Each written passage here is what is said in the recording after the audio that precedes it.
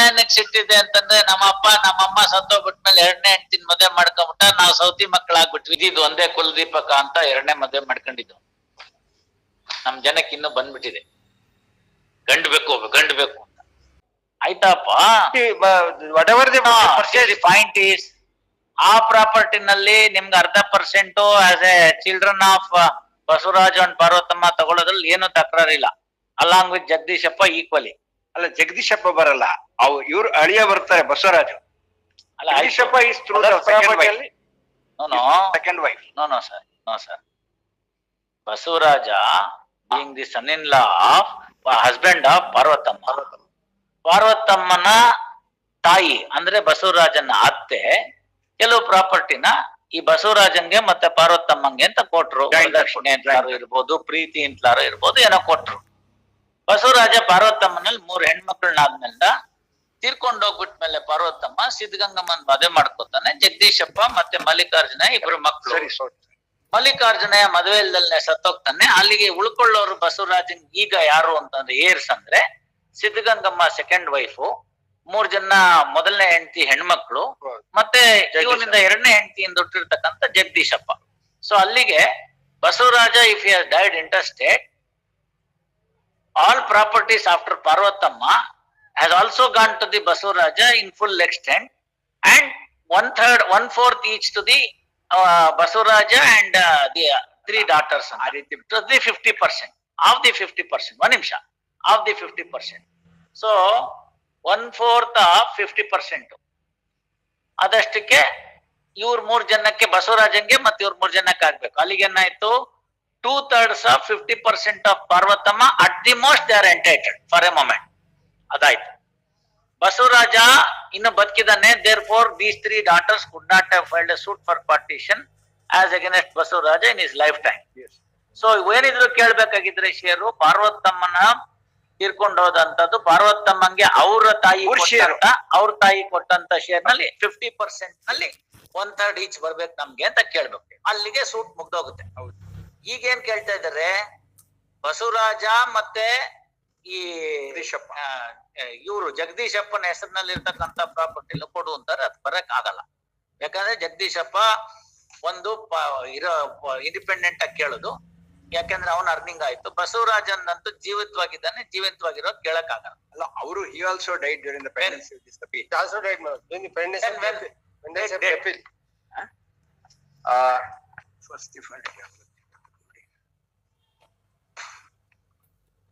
By the time we filed this appeal, he was dead. ಅಲ್ಲ, ಆಯ್ತು, what ever it is. ಒಂದ್ date ಹೇಳಿದ್ರೆ ಆಮೇಲೆ ನೋಡ್ಬೋಣ.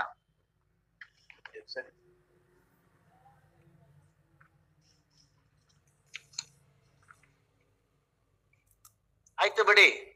And a will is produced. ಆಯ್ತು, it's okay. Now as per the will, entire Basavaraja share has gone to the Jagdishappa. Yes, and they admit that. Now the point is, the 50% Basavaraj independent property ನಲ್ಲಿ ಇರೋದಕ್ಕೆ ಮತ್ತೆ G2 independent property ಇರೋದಕ್ಕೆ ಈ 3 ಜನ ಪ್ಲಾಂಟಿಫ್ಸ್ ಗೆ share ಕೊಟ್ಟಿದ್ ತಪ್ಪು ಅಂತ ರಿಸ್ಟ್ರಿಕ್ಷನ್ ಅಪೀಲ್ ಅಷ್ಟಕ್ಕೆ. ಆಮೇಲೆ ಅವರಿಗೆ ಅವರ ತಾಯಿ ಶೇರ್ ಏನಿತ್ತು 50%, ಅದ್ರಲ್ಲಿ ಅವ್ರಿಗೆ ನಾವು ಕೊಡ್ಬೇಕು. That's our case. ಕೊಡ್ತಾರೆ. ಆಮೇಲೆ ಇನ್ನೊಂದು, what their case is joint family property and they have registered partition ಆಗಿದೆ 85 ಅಲ್ಲಿ ಬಿಟ್ವೀನ್ ಬಸವರಾಜು ಅಂಡ್ ಜಗದೀಶಪ್ಪ. ಅದರಲ್ಲಿ ಅವ್ರ ಶೇರ್ ತಗೊಂಡಿದ್ದಾರೆ. And that is not binding ಅಂತ ಹೇಳಿ, that is not binding on ಅವರ್ ಶೇರ್ ಅಂತ ಹೇಳ್ತಾರೆ. Though there is a proviso. All right, it's okay, that's okay, let us see. ನಾವು ಅದಕ್ಕೆ ಇವಾಗ ನೀವು ನೋಡಿ ಏನ್ ಕೊಡ್ತೀರ ಅವ್ರು ಕೇಳಿ. ನೀವೇನ್ ಕೊಡ್ತೀರಿ ಹೇಳಿ, ಅಲ್ಲಿಗೆ ಮುಗ್ದೋಗುತ್ತೆ. ಅವ್ರ ಹತ್ರ ಇದೆ ಪ್ರಾಪರ್ಟಿ, ಅವ್ರು ಕೊಡ್ಬೇಕು. ಅಲ್ಲ, ನಾವು ಕೊಡ್ಬೇಕು ಆ ಶೇರ್. ಅಲ್ಲಪ್ಪ, ಈ 3 ಜನಕ್ಕೆ ಬರ್ಬೇಕು ಅಂತ ಆಗಿದೆ. ನೀವು ಅರ್ಧದಲ್ಲಿ ಪಾರ್ವತಮ್ಮನ ಅರ್ಧ ಶೇರ್ಗೆ ಆಗೋಗ್ಬಿಡುತ್ತೆ, ತೊಂದ್ರೆ ಇಲ್ಲ. B and C schedule property. No. See, ಜಗದೀಶಪ್ಪ cannot enjoy the entire property. ಆಯ್ತಲ್ಲ, ಹಂಗಿದ್ಮೇಲ್ದ ನೀವ್ ಏನ್ ಕೇಳ್ತೀರ ಅನ್ಬಿಟ್ಟು ಅಂತ ಕೇಳಿದ್ರೆ ಅದನ್ನೊಂದಕ್ಕೆ ನೋಡ್ಬಿಟ್ರೆ ಆಯ್ತಷ್ಟೇ. ನಾವ್ ಅವಾಗ ಹೇಳೋಣ ಜಗದೀಶಪ್ಪಂಗೆ B and C schedule property ಸ್ವಲ್ಪ ಕೊಡ್ಲಿ ಸರ್. ಯಾಕಂದ್ರೆ 50% ಮದರ್ ಪ್ರಾಪರ್ಟಿ ಯುಟಿಲೈಸ್ ಮಾಡ್ಕೊಂಡು out of that earnings they purchase the property. Trial court ಅಲ್ಲಿ ಮತ್ತೆ appellate court records the clear finding that ಅವರು independent source of income prove ಮಾಡಿಲ್ಲ ಅಂತ finding ಕೊಟ್ಟಿದ್ದಾರೆ ಟ್ರಯಲ್ ಕೋರ್ಟ್ ಅಂತ. ಒಳ್ಳೆ ಚೆನ್ನಾಗಾಯ್ತಲ್ಲ. ಆ ಥಿಯರಿನೇ ಅಪ್ಲಿಕಬಲ್ ಆಗಲ್ಲ ಈ ಕೇಸಲ್ಲಿ. ಆಗಲ್ಲ. ನಿಮ್ಮ ನಿಂತಿರೋ ಫೌಂಡೇಶನ್ನೇ ಅಲ್ಗಾಡಿಸ್ಬಿಡುತ್ತೆ, ಬರಲ್ಲ. ನಾವು ಓನ್ಲಿ ಕ್ವಶನ್ ಈಸ್ ನಿಮ್ಗೆ ಏನ್ ಬೇಕು ಅಂತ ಸ್ವಲ್ಪ ಕೇಳಿದ್ರೆ ದುಡ್ಡಿಂದ್ರಲ್ಲಿ ಅದನ್ನ ಮಾತಾಡಿಸ್ಬೋದು ಕರ್ಸಿ. ಪ್ರಾಪರ್ಟಿ ಬೇಕಾದ್ರೆ ಜಗದೀಶಪ್ಪ ಇಟ್ಕೊಳ್ಳಿ. ಎಲ್ಲಾರು ಅನುಕೂಲವಾಗಿದ್ದಾರೆ, 70 ವರ್ಷ ದಾಟಿ ಹೋಗಿದ್ದಾರೆ. ಅದ್ ಏನಕ್ಕೆ ನಮ್ ಮೇಲೆ ಇಷ್ಟು ಸಿಟ್ಟಿದ್ಯೋ ಗೊತ್ತಿಲ್ಲ ಅಷ್ಟ. ಏನಕ್ಕೆ ಸಿಟ್ಟಿದೆ ಅಂತಂದ್ರೆ ನಮ್ಮಪ್ಪ ನಮ್ಮಮ್ಮ ಸತ್ತೋಗ್ಬಿಟ್ಮೇಲೆ 2ನೇ ಹೆಂಡ್ತಿನ ಮದುವೆ ಮಾಡ್ಕೊಂಬಿಟ್ಟ, ನಾವು ಸೌತಿ ಮಕ್ಕಳಾಗ್ಬಿಟ್ವಿ. ಅವ್ರಿಗೆ ಮದ್ವೆ ಮಾಡಾದ್ಮೇಲೆ, ಅವ್ರ ಮದ್ವೆ ಮಾಡ್ಕೊಂಡಾದ್ಮೇಲೆ ಇವ್ರಿಗೆಲ್ಲ ಮದ್ವೆನೂ ಮಾಡಿದ್ದಾರೆ. ಸೌತಿ ಮಾಡೋದೆಲ್ಲ ಮಕ್ಕಳಾಗ್ಬಿಟ್ವಿ ಅಂತ. ಸೌತಿ ಮಕ್ಕಳಾಗ್ಬಿಟ್ಟು all the parties keep them present. Parties are directed ಬೇಕಾದ್ರೆ ಅವ್ರು ಹೇಳಿದ್ರೆ ವಿ ಕ್ಯಾನ್ ಸಿಟ್ ಔಟ್ ಕರ್ಸ್ಬಿಡಿ ಒಂದ್ಸತಿ ಬರ್ಲಿ. ಕರೆಸ್ತೀನಿ, ಏನ್ ತೊಂದ್ರೆ ಇಲ್ಲ. Parties are directed to be present to find out the feasibility of the amicable settlement, if any, having regard to the intrinsic issues involved in the matter and the scope of the appeal. Release this matter. ಯಾವತ್ತು 3ನೇ ತಾರೀಕು 4ನೇ ತಾರೀಕು ಯಾವತ್ತು ಸಾಯಂಕಾಲ 3/3/9 at 2:30. Great. ನೋಡಿ ಇವ್ರೆ, ಅವನು ಸರಿನೋ ತಪ್ಪೋ ಗೊತ್ತಾಯ್ತಲ್ಲ. ಇದಿದ್ದು ಒಂದೇ ಕುಲದೀಪಕ ಅಂತ 2ನೇ ಮದುವೆ ಮಾಡ್ಕೊಂಡಿದ್ದು. ನಮ್ ಜನಕ್ಕೆ ಇನ್ನೂ ಬಂದ್ಬಿಟ್ಟಿದೆ ಗಂಡು ಬೇಕು ಅಂತ. ಅದಾಯ್ತು. ಈ ಪುಣ್ಯಾತ್ಮ 2ನೇ ಹೆಂಡತಿನಲ್ಲಿ ಒಂದ್ ಗಂಡ್ ಮಗ ಸಿಕ್ತ. 2ನೇವನು ಸಿಕ್ಕಿದ್ದ ಗಂಡ್ ಮಗ ಗ್ರಾಚಾರ ಉಳಿಲಿಲ್ಲ, ಅವ್ನು ಹೋಗ್ಬಿಟ್ಟ. ಈಗ ಉಳ್ಕೊಂಡ್ರು ಅವ್ನು ಜಗದೀಶಪ್ಪ ಒಬ್ನೇ ಕುಲದೀಪಕ ಅಂತ. ನೀವೆಲ್ಲನೂ ಸ್ಟೆಪ್ ಸಿಸ್ಟರ್ಸ್ ಗೊತ್ತಾಯ್ತಲ್ಲ. ಸ್ಟೆಪ್ ಸಿಸ್ಟರ್ಸ್ಗೆ ಅವ್ರಿಗೂ ಎಲ್ಲ ವಯಸ್ಸುಗಳಾಗಿದೆ, ಅವ್ರವ್ರದ್ದು ಸ್ವಂತ ಎಲ್ಲ ಮಾಡ್ಕೊಂಡಿದ್ದಾರೆ, ಗಂಡ ಮಕ್ಕಳು ಎಲ್ಲ ಇದ್ದಾರೆ. ಪಾರ್ವತಮ್ಮನಿಂದ ಆಶೀರ್ವಾದ ಅಂತ 50% ಬಂದೇ ಬರುತ್ತೆ. ಅದ್ರ ಮೇಲ್ಗಡೆಗೆ ಇನ್ನಷ್ಟು ಅವ್ರ ಅಪ್ಪನ್ ಮಾಡ್ಕೊಂಡಿರೋದ್ರಲ್ಲಿ ಜಗದೀಶಪ್ಪನ್ ಕೊಟ್ಟಿರೋದ್ರಲ್ಲಿ ಏನಾದ್ರು ಒಂಚೂರು ಕೊಡ್ಬೇಕು ಅಂತ. ಇಷ್ಟು ದುಡ್ಡು ಅಂತ ಮಾತಾಡ್ಬಿಟ್ರೆ, ಅಷ್ಟು ದುಡ್ಡು ಅಂತ ಹೇಳ್ಬಿಟ್ರೆ ಅಷ್ಟು ಕೊಟ್ಬಿಡ್ತೀವಿ. ಅವ್ರು ಏನಾದ್ರು ಮಾಡ್ಕೊಳ್ಳಿ, ಹೋಗ್ಲಿ ಬಿಡಿ.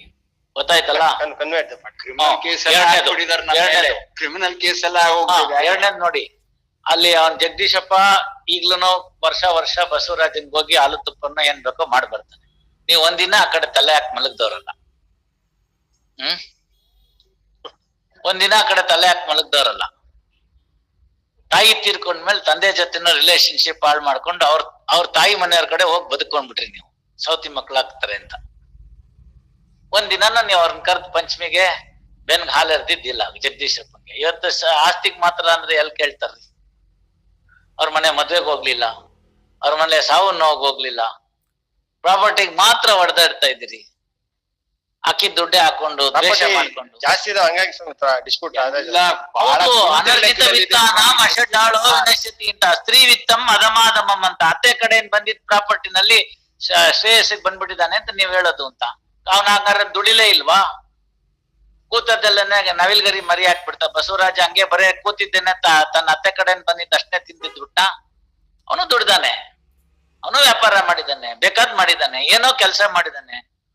ಆ ಪ್ರಾಪರ್ಟಿ ಅಷ್ಟೇ ಇದೆಯಾ ಇವತ್ತಿಗೆ? ಇಲ್ಲ, ಬೇರೆ ಏನೋ ಮಾಡ್ದ. ಆ ಪ್ರಾಪರ್ಟಿನೂ ಬೇಕು ಅಂತ ಕಣ್ಣಾಕಿದ್ರಿ. He was a cattle broker.